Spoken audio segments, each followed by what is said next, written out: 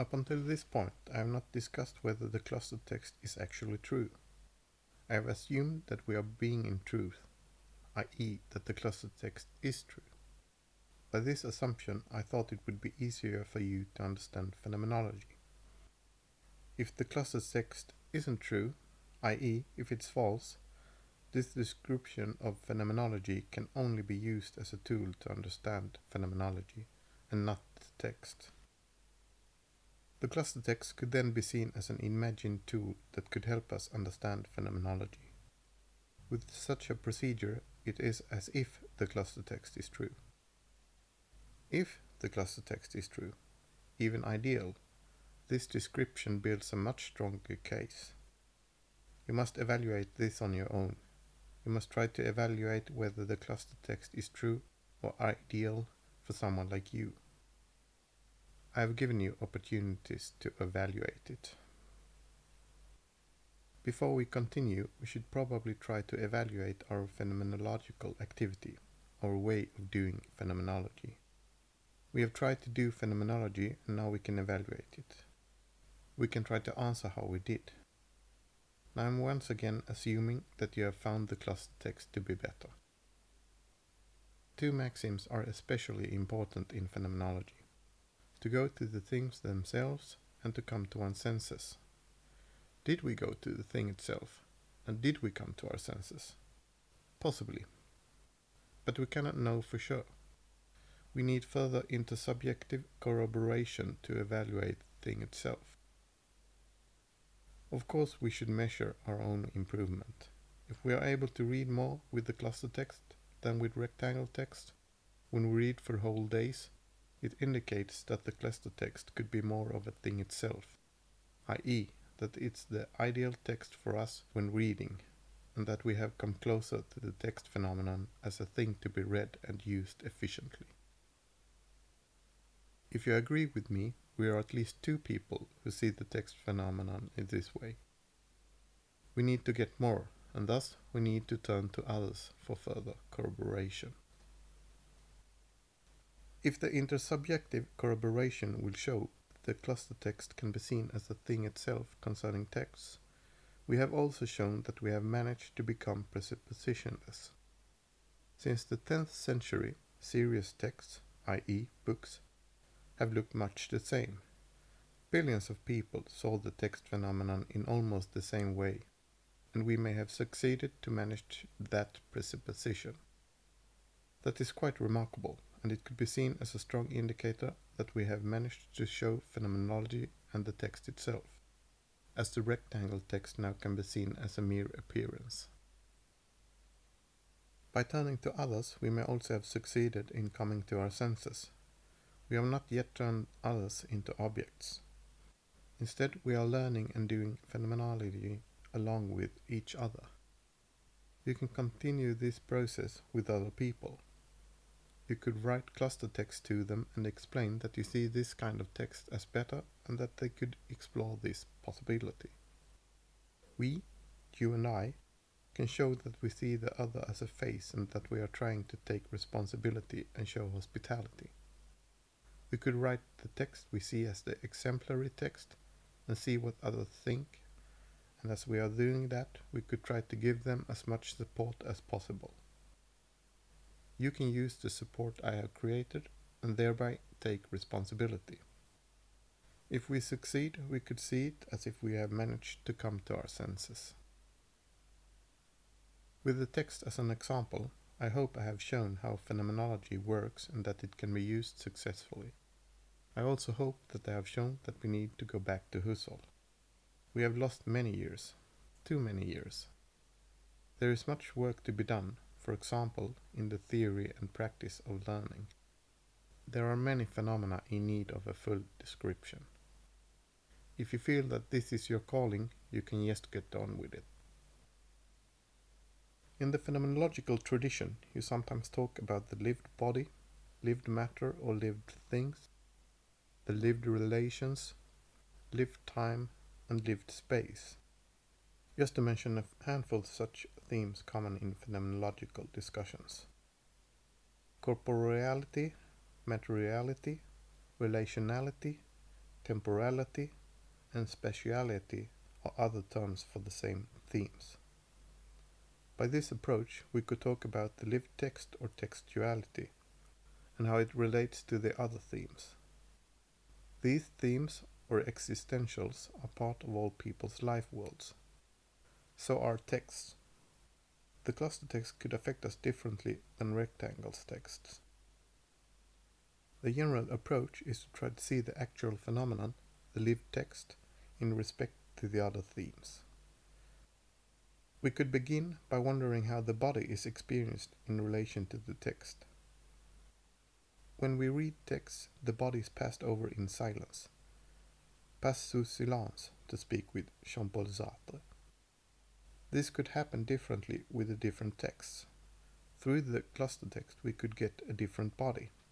Or rather we should say that we will have the same body but a different experience of it. We will get another phenomenal body, so to speak. Another body and another meaning will be given to us. The text will be related differently to our body. We can grip it, use it, and see it differently. The lived cluster text could transform our body as well as our mind, and the structure of the mind-body could possibly be shown through the text. We could also wonder how things are experienced in relation to the text. The cluster text could create other things. It could create different books and tablets.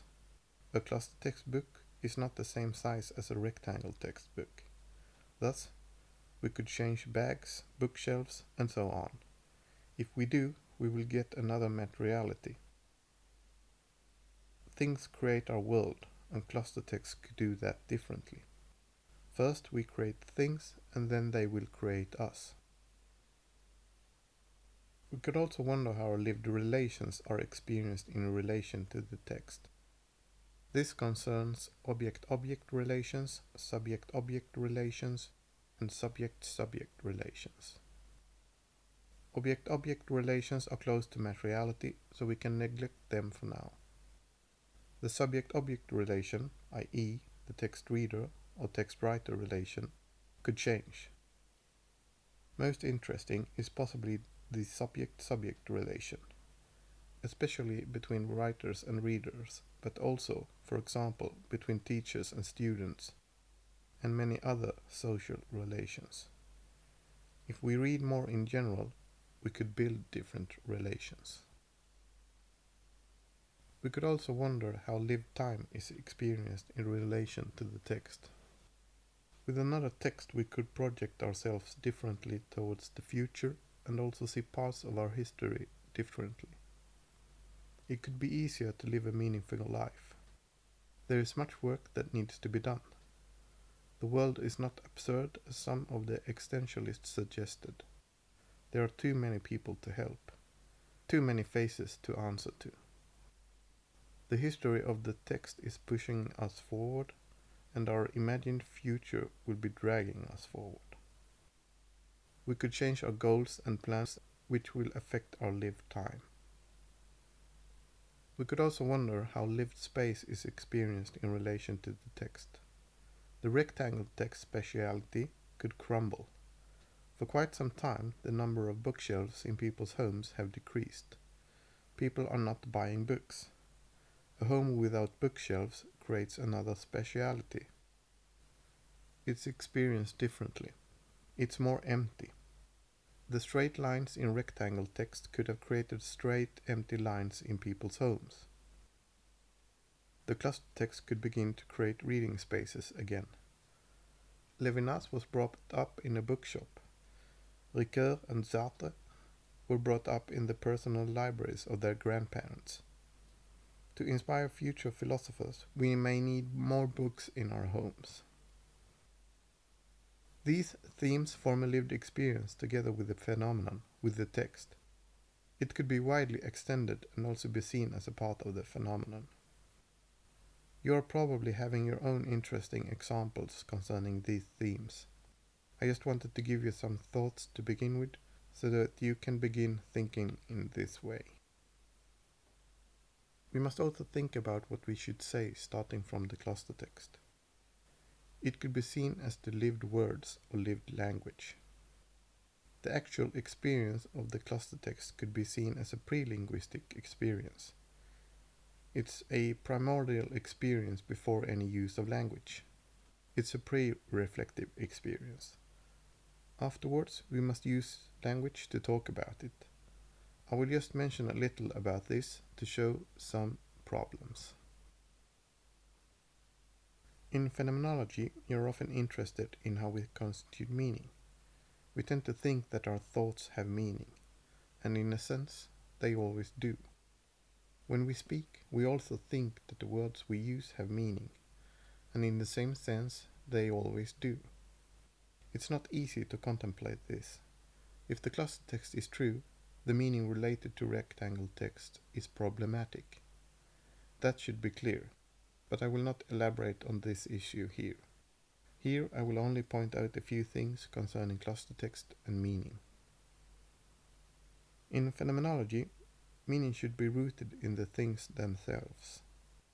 You want to be careful, distinct and rigorous, but this is not easy. Try to answer this simple question. How much better is a cluster text?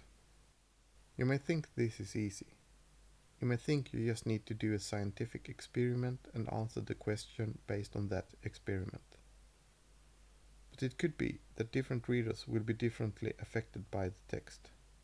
Readers reading at 100 words per minute could be affected in another way than advanced readers reading at 500 words per minute.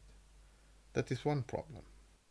Another is that the improvement could be different for different time units. If you take a test in a couple of minutes, the cluster text could be 10% better. If you read a whole session, it could be 15% better. If you read in a couple of sessions, it could be 20% better. If you read for a whole day, 25% better. And if you read for a whole week, 30% better. If we also consider that people could begin practicing their reading more, it could possibly be 40% better, or even more. You get the point. So how much better is it? We may need to come to our senses before we answer.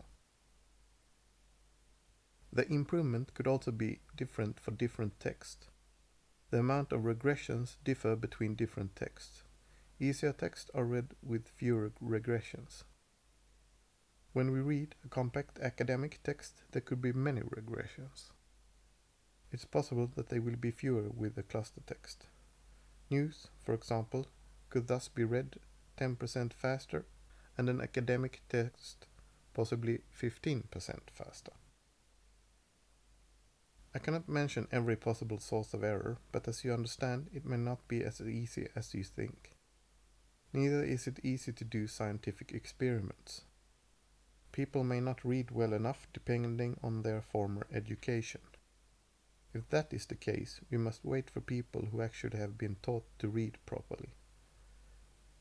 People may need to practice reading in school for at least 2 hours a day for a couple of years.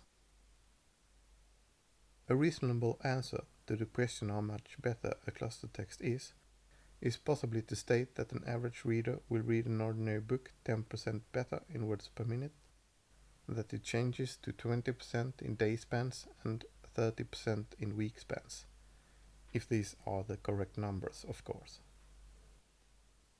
Of course, they could be lower, like 7%, 10% and 15%. You get the idea.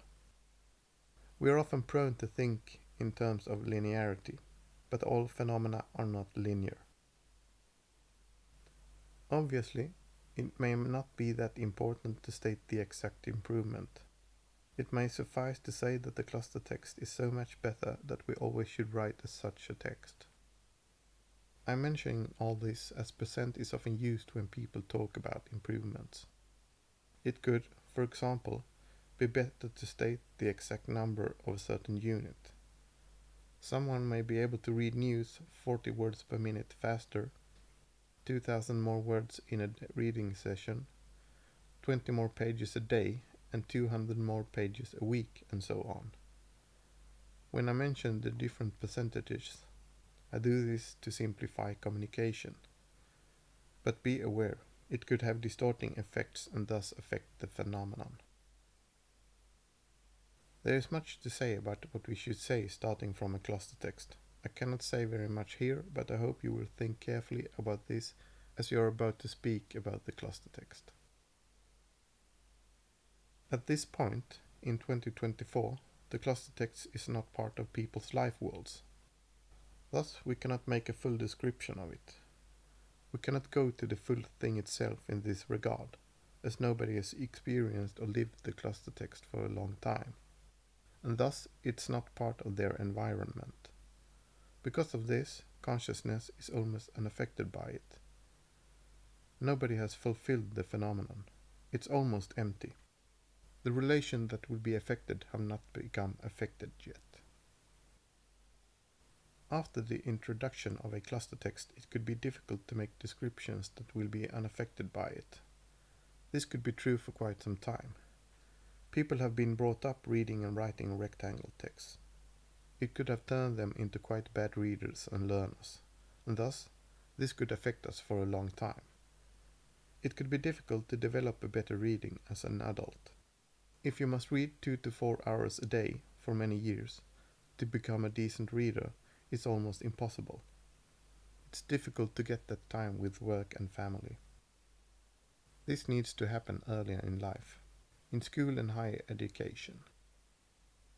You may need to read at least 2 hours a day on every school day and possibly twice the amount to become an advanced reader.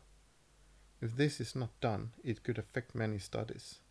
Thus, if we actually start practicing reading from our younger years, much could be different. It could lead to other descriptions of phenomena. People could possibly see things in different ways, make different choices, and so on. By this, I want to make it clear that other descriptions could be quite difficult to do as well. In phenomenology, we should not take things for granted. If we do, we may not turn to the things themselves. This new text could become quite a substantial problem for phenomenologists, phenomenoticians, and other researchers. If people don't change, we cannot know about some phenomena.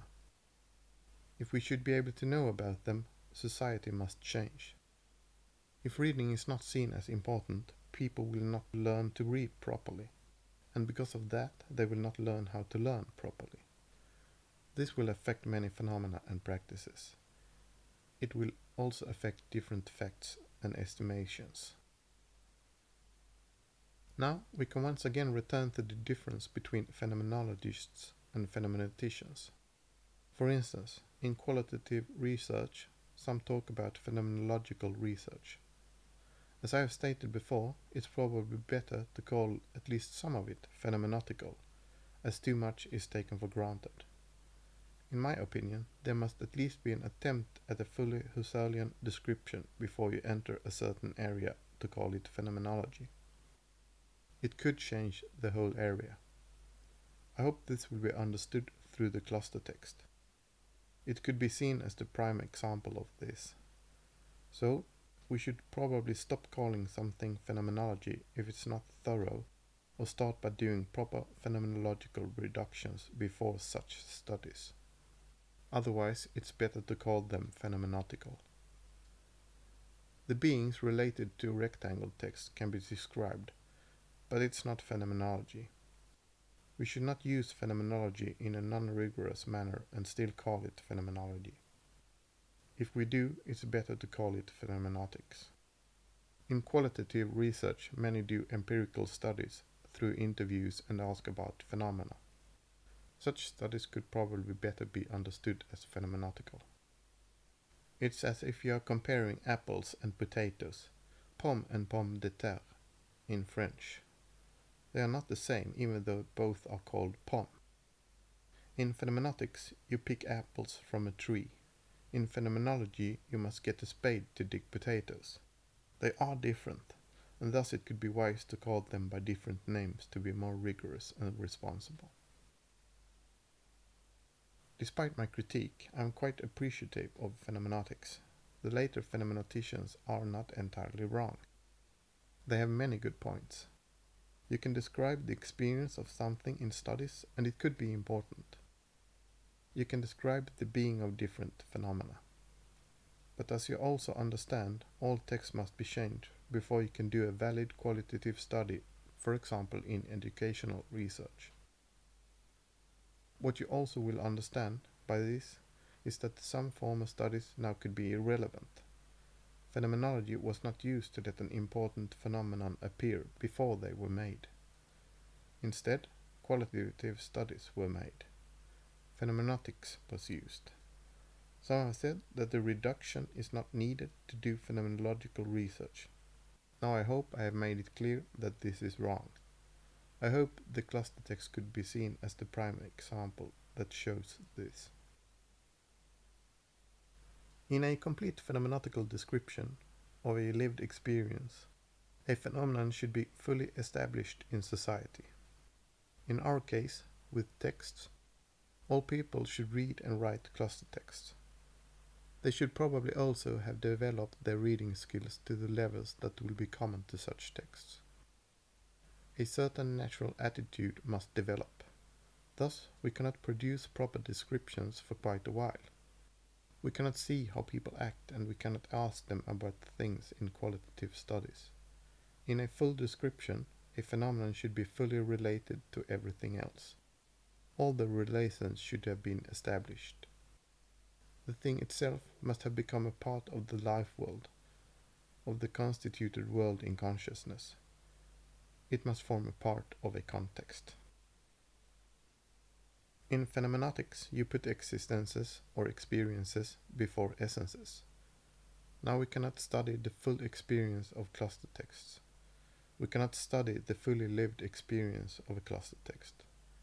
But we could study the way in which the cluster text establishes itself.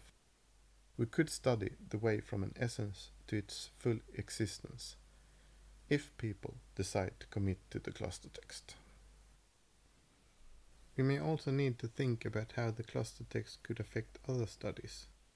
In The Social Construction of Reality, Thomas Luckmann and Peter Berger, starting from Husserl and others, suggest that we should problematize the current social construction if we want to do a study.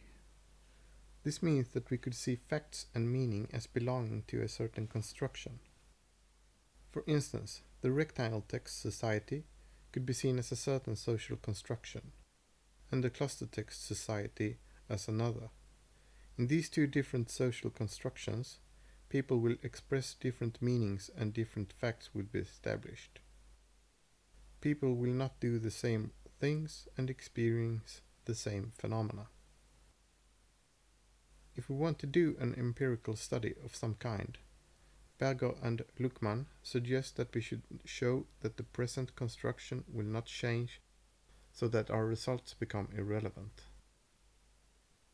Concerning texts, it's possible that the new cluster text construction will not be completely stable until everybody has read cluster text from a young age. If people went through school without cluster text, they may not have developed a decent reading, which could affect much in adult life. Therefore, you must argue for what social construction you are accepting in your studies.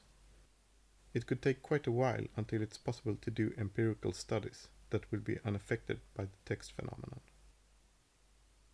In Sweden, the situation concerning reading is already dismal.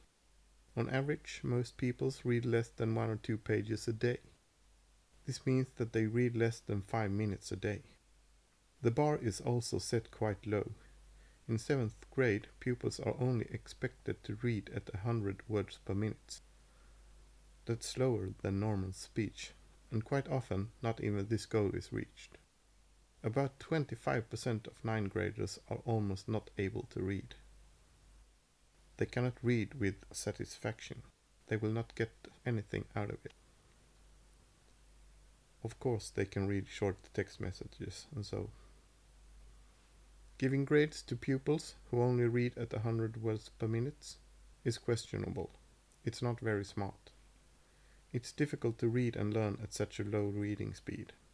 The perceptual load is too large. Furthermore, few seem to become bookworms nowadays. In my opinion, pupils should read at least 2 hours a day throughout school.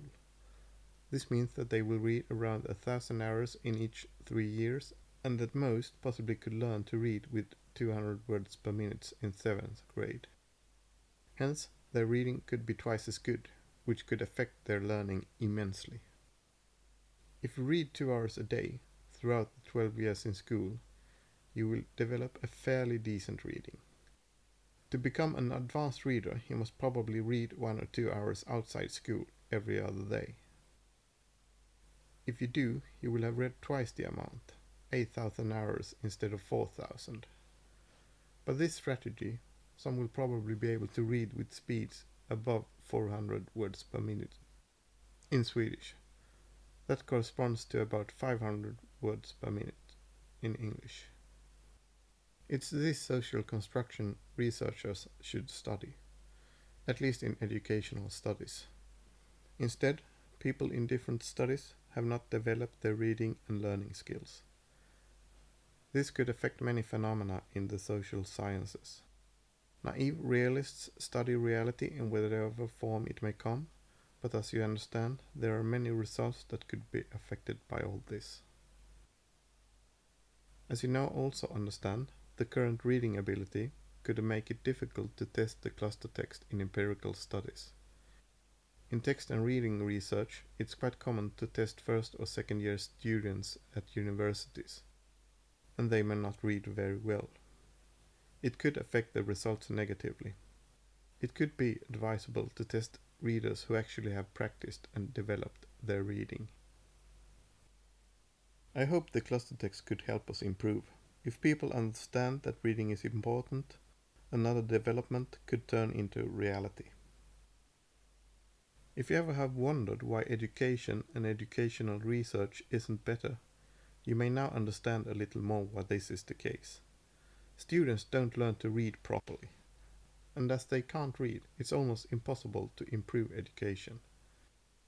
Researchers have difficulty to know what to do as there is no reality to study. Only the present is available to them.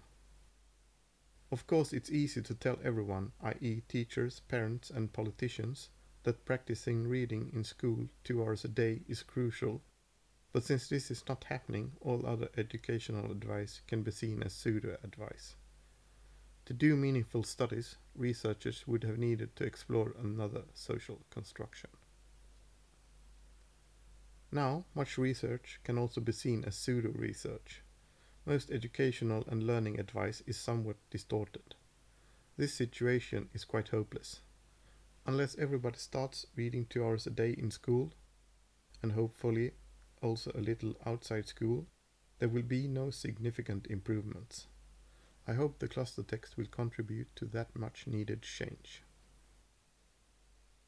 I am mentioning all this as phenomenologists and phenomeneticians want to go to the things themselves.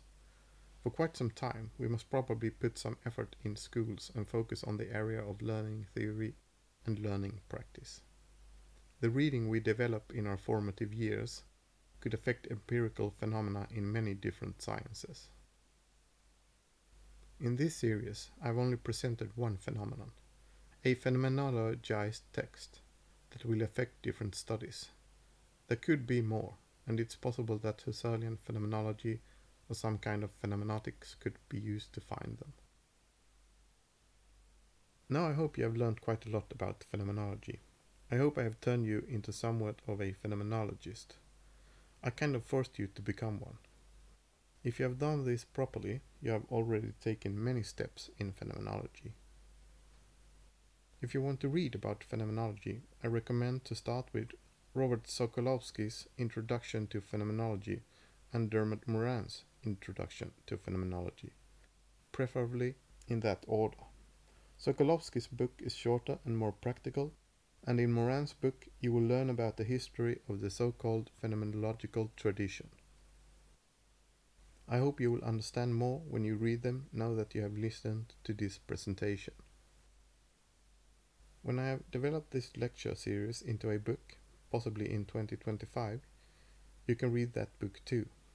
It could also be seen as an introduction to phenomenology. You can also turn to encyclopedias such as Stanford Encyclopedia of Philosophy or IEP, Internet Encyclopedia of Philosophy. Of course, you can also turn to Wikipedia.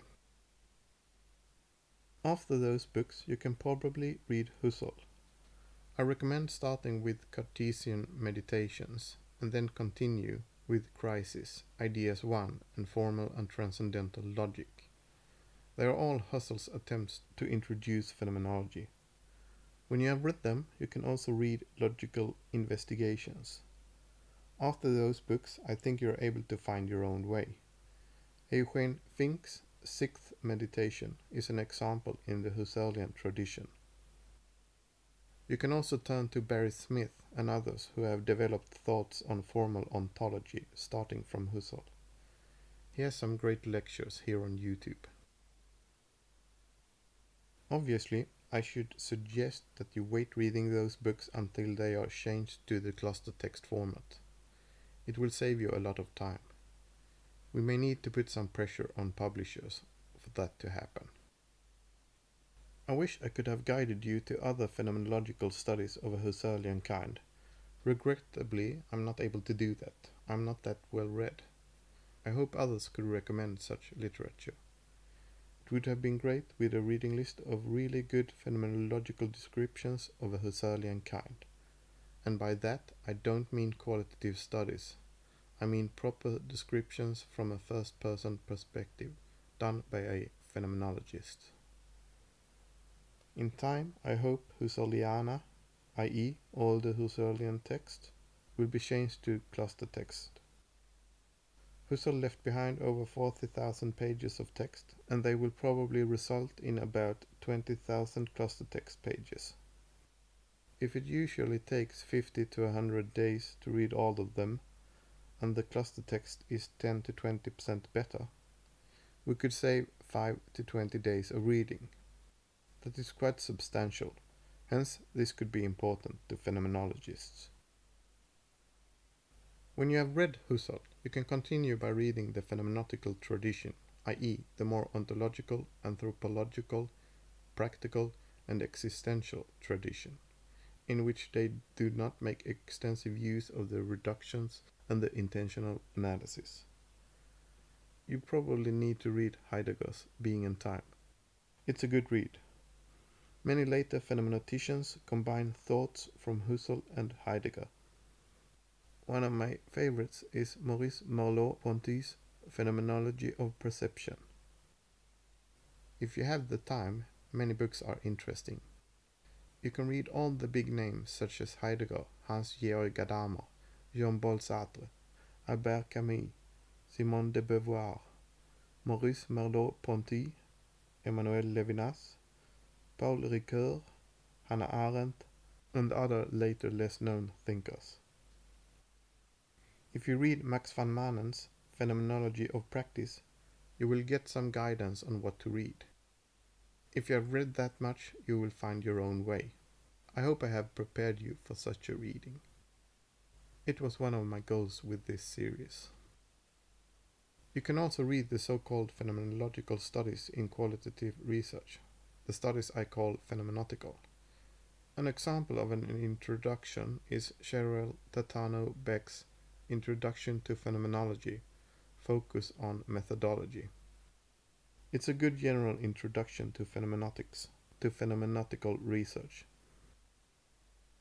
In that book, different descriptive and interpretive analyzing methods are explained, and you can turn to other phenomenoticians through it.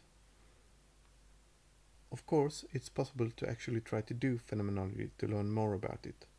It could be the best way. I recommend that you prepare yourself for it. One day it could suddenly happen as it did for me. Prepare yourself and persevere. Of course, you can begin with the text phenomenon. It could become your first experience and it could help you a lot, I hope. Many academics discuss different phenomenological topics in journals. I hope you will better understand such discussions through my text example on how to do phenomenology. I hope you will understand if a certain discussion is fruitful or not. Furthermore, I hope you will be able to decide on different topics and interpretations concerning a certain aspect through the text example. You could gather different opinions and see how they would have performed concerning the text. If there is an opinion that would have been valuable in the cluster text description, you could use it to improve your own view on phenomenology.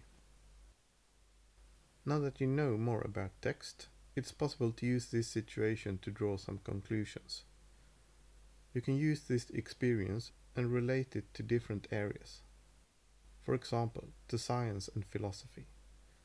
People active in different areas, such as the philosophy of mind, perception, meaning, and the theory of knowledge, have all missed to question an object that always was right in front of them. No matter what has been said in those areas, it did not direct their intentionality towards the text object in a fruitful manner. It's quite strange, and it says something about what has been said. I don't know what, but it could be interesting to ponder. I think it's an error to see all this as surprising. It happened because of the thoughts in the different areas, not despite them. We may feel surprise, but it could be wrong to take that feeling as a theme for our thoughts. We should probably not be surprised. This is not an enigma. It happens because of the human predicament. We are sedimenting certain views that make certain findings difficult, and they should probably be properly described. Now you will probably also better understand the Husserlian relation to Heidegger. Sometimes Heideggerians say that Heidegger found a new way of being, the ready-to-hand. This is often exemplified by hammering.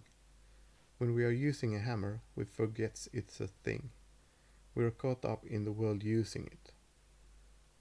The world is not experienced cognitively. We are primarily practical, trying to cope with the world. This is said to be inventive, but now, as you have experienced a phenomenological reduction, you will understand that this probably will be attended to in all reductions. You will pay attention to exactly that kind of being. The problem, seen from a Husserlian point of view, is that you possibly, when you are about to hammer, more often should take a step back and question the whole situation. Now I am hammering, but could and should I do something else? In a process of variation and ideation, you could have invented different wood joints so that the hammer would not have been unnecessary. Your focus could be wrong, and it could produce the wrong phenomena and the wrong world. By this strategy, early in history, when it was more common to hammer, you could have questioned the joinery and invented the screw, wood glue, or possibly something totally different. In any case, we will always find ourselves in this practical situation. I started with the attitude of the present at hand and asked the normal question, what is a text? But then I changed to asking questions about reading. A text is ready to hand for our reading. This could happen in every Husserlian essential intuition, in every Wesenschau. Possibly, Heideggerians cannot see this as they never bothered to learn the Husserlian method. Probably because they see Husserl as too Cartesian, as too cognitive. Because of the results from the phenomenological method, many Husserlians see it as if Heidegger only gave an extended account of the natural attitude. He put forward many presuppositions of the natural attitude. He described the background to many phenomena. At the same time, Heidegger managed to disclose the ordinary attitude within philosophy, the present at hand, which is actually kind of cool. A turn to the ready-to-hand could happen in almost every essential intuition, but it's not seen as important, as other results could be more important. In the present case, with the text, it's not as important to clarify that we started from a text present at hand as the final result, the cluster text. This is one way to conclude regarding all this. You will have to conclude starting from your presuppositions. I hope it will happen differently now that you have experienced the Husserlian method and got some interesting results. In a sense, We are using a deeply Heideggerian move in this endeavor. We are violent to the text to show its deepest philosophical core. Heidegger did this by his creative readings of different philosophical texts. We are doing it to the text itself. At its core, the rectangle text mistakes beauty for truth. Now that you know more about phenomenology, we are better prepared for thoughts in a phenomenology of learning. This is actually my main personal concern. In this series, we try to learn about texts and phenomenology. As it seems, it's easy to learn by the use of phenomenology. We learn about a proper text through it. As it also seems, it's easier to learn by the use of an object. I hope you have experienced that now, as you may have learned more about phenomenology through the text object. It seems easier to learn when we are taking part in how the meaning concerning an object is constituted, as with the cluster text, and when you can manipulate an object to mediate a method, as with phenomenology. I call this object-mediated learning. I think it will be very difficult to forget such an experience. I think it will be difficult for you to forget this experience. It's probably also easy to relive it. In a sense, you need not remember it, but rather you will be able to constitute it anew. As you probably already have understood, phenomenology can be used as a learning method. It can even be seen as one of the best learning methods. Right now, you are learning about a phenomenon that everybody formerly misunderstood. Phenomenology made the proper understanding available, and that is one reason why I am giving this presentation. I think it's important that you learn about this opportunity. Phenomenology can be used to learn about new phenomena, but also about well-known phenomena.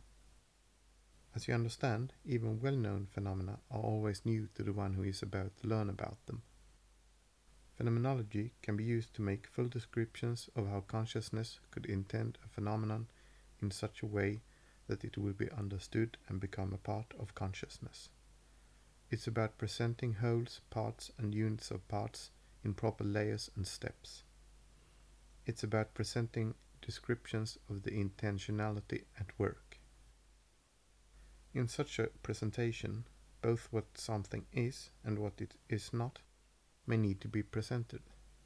The rectangle text probably mediates the cluster text in a better way.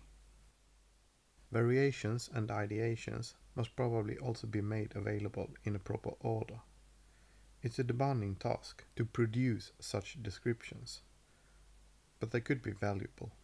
They could help us learn more efficiently. We have lost 100 years since Heidegger derailed phenomenology. Otherwise, our situation could have been different. If many had understood that the phenomenological method can be used to produce descriptions of phenomena so that it will be easier to understand and acquire them, decent learning resources could have been available to us at this point. Instead, we are still in dire need of better textbooks. They can be produced by the use of phenomenology. So if you feel called, you can just get on with it. I've tried to write such books, typographical investigations and readability. When these lectures are turned into a book, it could also be seen as such an example. If you read them, you can see if they are better. As you understand, it's difficult to produce the optimal variations that will present a phenomenon to consciousness on your own. It's demanding and time-consuming, but it's easy to read about them. We need such descriptions for all phenomena we are supposed to learn about. Now it's easy for you to read and learn about cluster text and typography. It was impossible before, but now it's easy, and you will learn to use such text quite quickly. This needs to happen for many phenomena. To understand something, you need to experience a proper learning process. You need to experience a proper variation process and relate the variations to an object. Possibly, you must also contrast it to a faulty process. You could evaluate these methods right now. If you have understood more about typography and phenomenology through this presentation than you did before, you know that these methods work. Sadly, we are almost never able to learn it this way. We are rarely presented with such learning opportunities. People will not even be educated to be able to learn it this way. In school, you are not taught to read properly. What is even worse is that you are forced to do things that will hurt your learning. In a sense, your life could be destroyed. It will be difficult, even impossible, to catch up. All this is so sad, and people should be angry.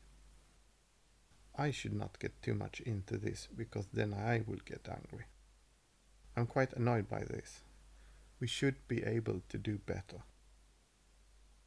All this will give you a further explanation as to why so much is so bad in school and higher education. People have never read proper descriptions of phenomena, as few are able to write such descriptions. We need a radical change. Learning resources, such as textbooks, must be copylefted so that people can start improving them. The obvious example, as always, is the cluster text style. Textbooks cannot be turned into cluster text, and their content cannot be changed and adapted to consciousness. It's possible to improve many books in many ways, but instead, learners must suffer through their inferior learning experiences. Learning practices at all levels need not be as bad as they are. If you know phenomenology, you could use it to describe a learning experience. You could compile a description and add improvements so that it will be easier for those who will follow. If you think it's not good enough when you are finished, you can copyleft it so that others could add further improvements. Right now, you are following in my steps concerning the cluster text. You didn't need to go through the whole process, which took me many years. You could quickly learn about the cluster text in a few hours and learn very much in a week. That's how I think phenomenology should be used. As you understand, the theory and practice of learning is not rigorous enough. It's not well founded. It's in dire need of a better foundation. I hope my presentation of the cluster text and phenomenology can serve as prime examples of what can be done. By a better text, I hope that proper reading training will be made available in school and higher education. We should aim at teaching people to read at speeds of 500 words per minute, and many more should be able to read a somewhat lengthy book in a day. This is easier with better textbooks with proper descriptions of phenomena that are adapted to consciousness. There are also many minor ideas based on phenomenology to benefit from. Earlier, I told you about object-mediated learning. Another example is non-object mediated learning. The rectangle text could be seen as such a non-object. This is about the use of the this not that structure of consciousness. It's much easier for consciousness to develop a proper meaning with that structure. It's easier to understand something from a properly described misunderstanding. Of course, it should not be about any misunderstanding. It should preferably be the ones that usually happens when someone tries to understand something. Earlier, people misunderstood the text phenomenon as a rectangle text. By comparing it to the cluster text, it's much easier to see what is right in cluster texts and wrong in rectangle text. This idea could be used for many phenomena. If you want to test these ideas of object and non-object mediated learning, you can read my book Readability. In that book, I'm trying to convey many thoughts on philosophy, learning, and science by using the cluster text object as a mediating tool. If it works, you will learn much more easily. It's an extensive book in about 500,000 words, so it should work as a proper test both of the cluster text and of object-mediated learning. Through that book, I hope I have enabled a supreme learning experience. At least if you know how to read properly. Topographical Investigations is written in the same way, and I hope it will be available in English in a few months. It's already available in Swedish. Right now, cognitivist ideas are fashionable concerning learning. Before, constructivist ideas were fashionable, and before them, behaviorist ideas. Starting from phenomenology, I am suggesting a more constitutionist view on learning. It includes ideas especially from hermeneutics, phenomenography, and variation theory. Each can be used to affect how we constitute meaning. You can use phenomenology and the constitutionist view on learning to develop thoughts on how to learn in your area of interest. If you are listening to this as a mathematician, historian, philosopher, biologist, nurse, hairdresser, electrician, or gardener, you can use these ideas to develop better learning experiences. I hope my use of the cluster text could help you develop similar ideas in your area. It's not easy, but it could be fruitful. What I think is needed are full descriptions of phenomena from a learning point of view, and I think phenomenology can be used to produce such descriptions for any phenomenon. When I state that it could be easier to learn by the use of phenomenology, it should be noted in our actual case with texts that it was impossible before. Before, we constituted meaning and constructed text in the wrong way. As it seems, it may be wise to try to display and explain the different layers of a phenomenon, for example, through what must be varied simultaneously, what must vary in sequence, and what must be kept constant for a certain phenomenon to appear. And as I stated before, I think it will be very difficult to forget such an experience. If you have read a cluster text and a description of it, it will be very difficult to forget it. If we accept that one must take part in how something is constituted, we also understand that we must enable ourselves to read much more. Textbooks should probably be much more extensive. If we learn to read better, we can learn more with better textbooks concerning both form and content.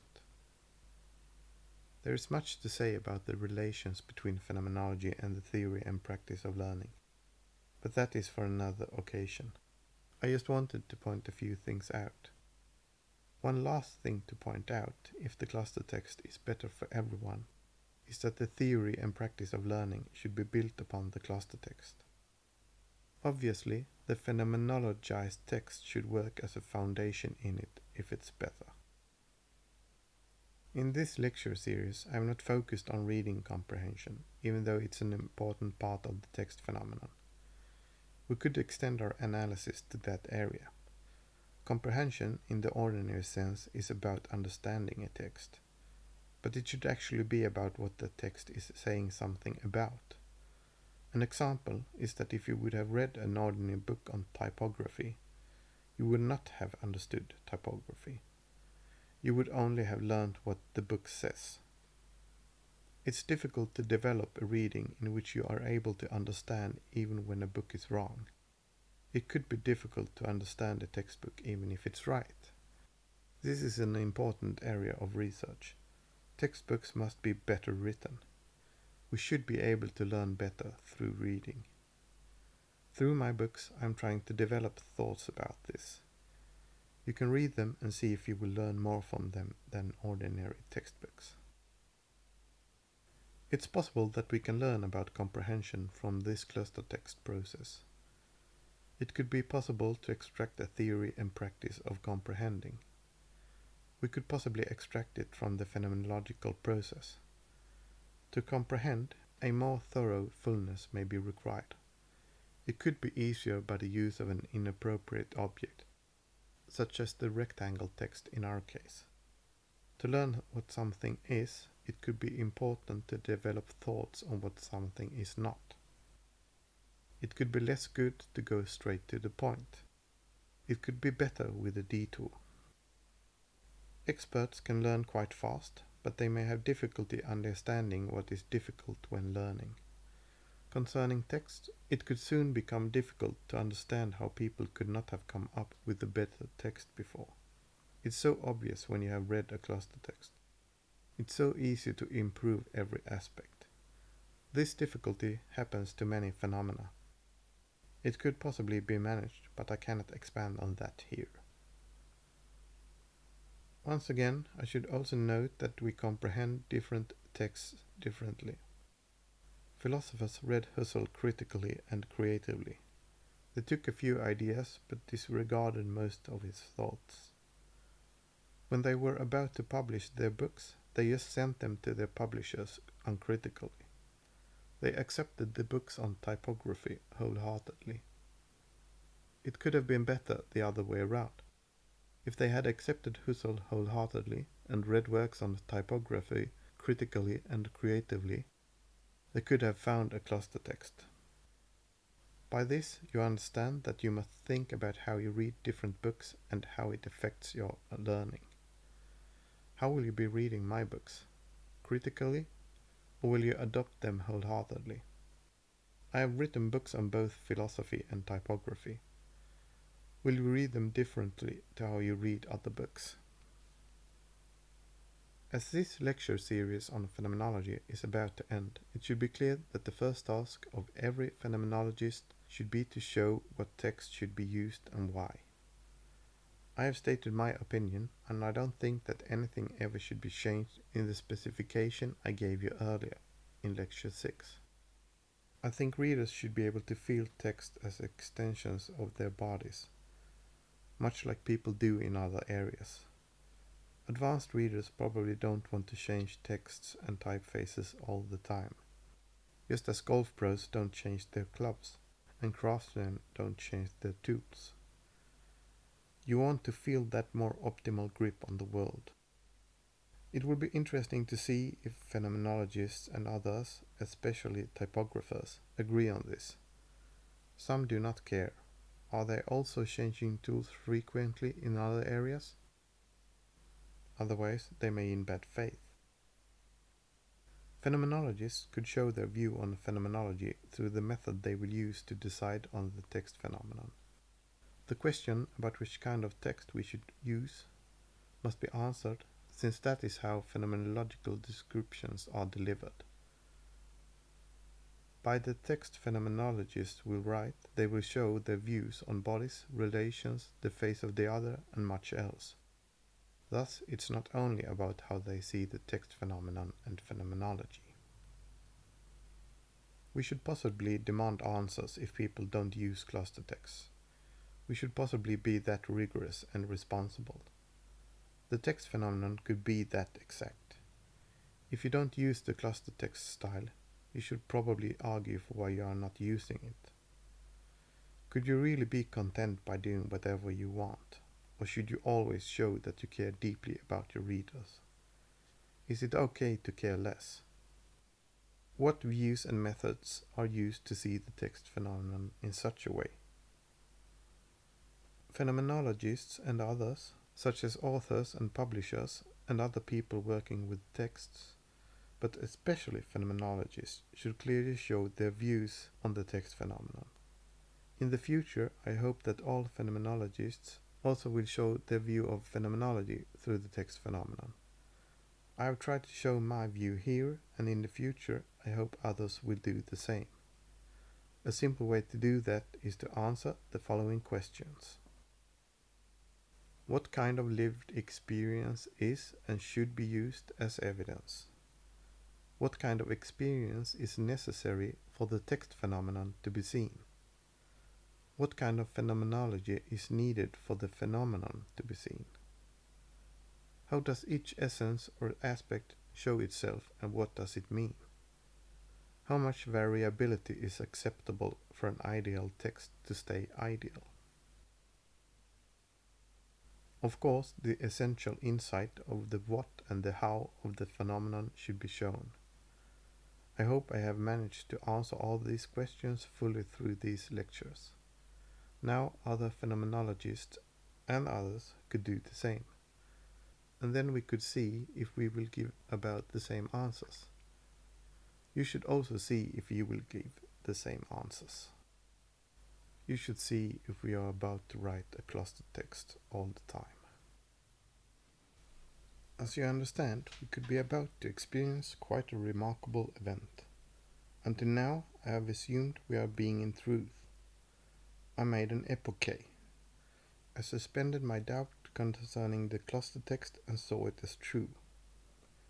Whether it actually is true, for all, is another matter. You must experience it and see if it works better for you. Through my suspension, I could explain my view on phenomenology, and I hope you have understood it. I may have deceived myself with the cluster text. As humans, we are prone to self-deception, but I hope I am right about it. If you find the cluster text to be false, I hope you still have understood phenomenology. Now I have given my account of the text phenomenon, phenomenology, and phenomenautics. This is a description of how phenomenology has appeared to me, or rather, the description I was able to give of that appearance. You need to process and assess this description. You must try to make it clear how the text phenomenon and phenomenology are about to appear for you. Have I misunderstood something? Have you misunderstood something? In some situations, we are eager to misunderstand. Our goals are clear and we want to do something else. Is this the case for you? Sometimes it can be productive. Many misunderstood Husserlian phenomenology and it enabled them to do something else. I hope my description has helped you to assess phenomenology.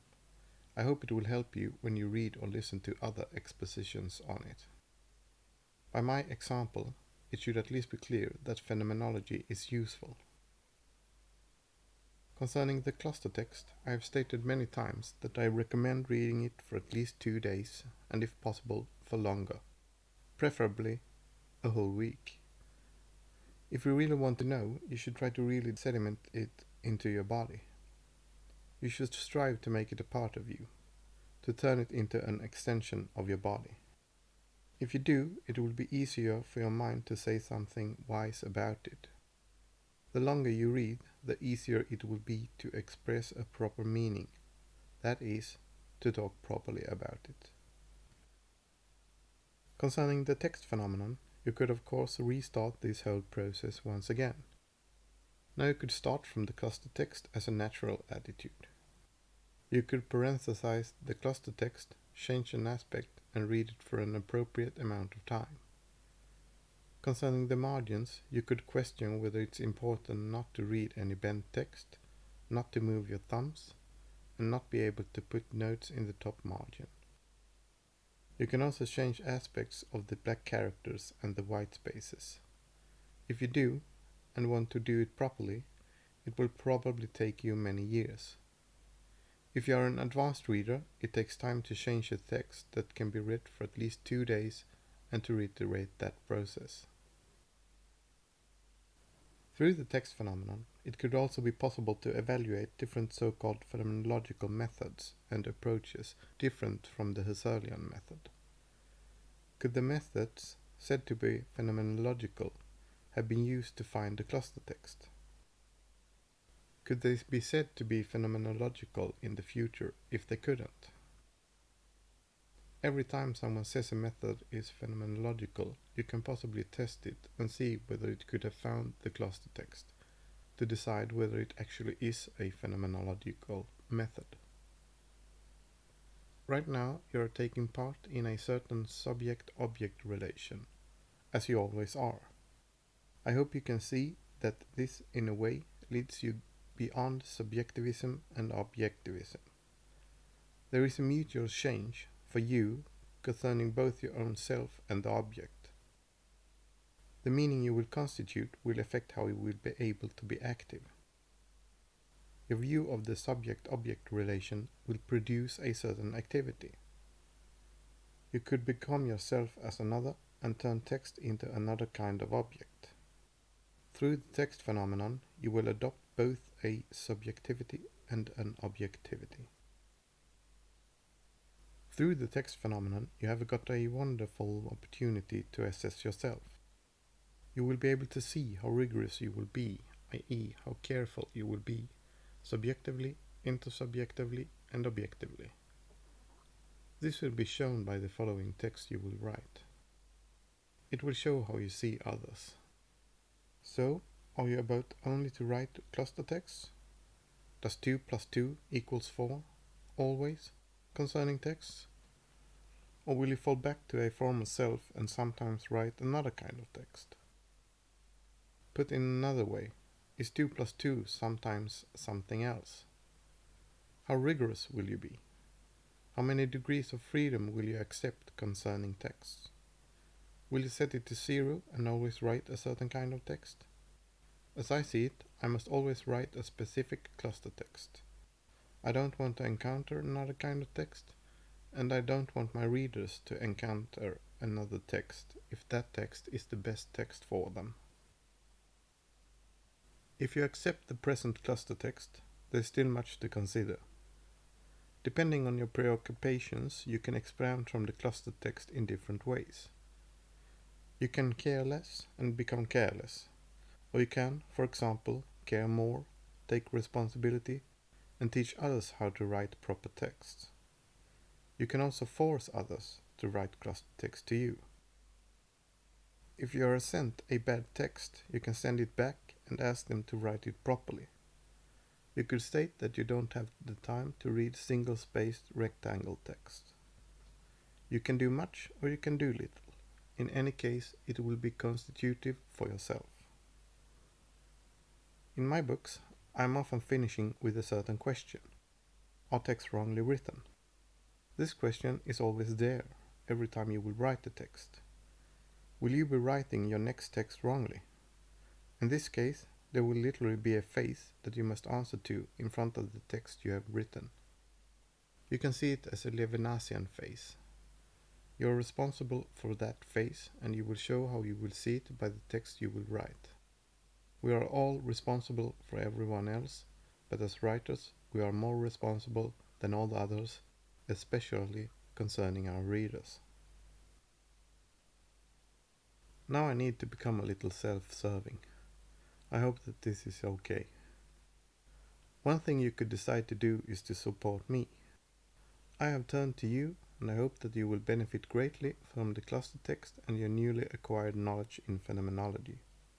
If you do, I hope you will find it in your heart to support me in some way. If we begin reading and writing cluster text, we could hopefully save a lot of time and money. You will be saving a significant amount of reading time and possibly much more in other ways. Because of that, I hope you will decide to support me in some way, hopefully by buying one or several of my books. I need to sell many books in 2024, so you can always help me do that. For example, you can spread the news about this idea and recommend my books to others. If you decide to buy one or several of my books, I'm most grateful. Thank you. Next autumn, I will probably turn this presentation into a book, but first I need to translate typographical investigations. Soon I will hopefully present my books here on YouTube.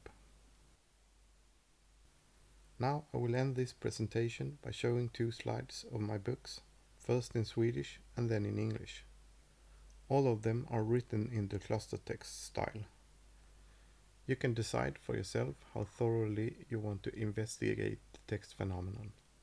It's better to read for longer, so that you really start to feel the text as an extension of your body, but of course it could be difficult to do that. I wish you a wonderful experience whatever you decide to do. If you want to know more about my books, you can watch some of my other videos. Thank you for listening, and I should wish you good luck with the text phenomenon and phenomenology.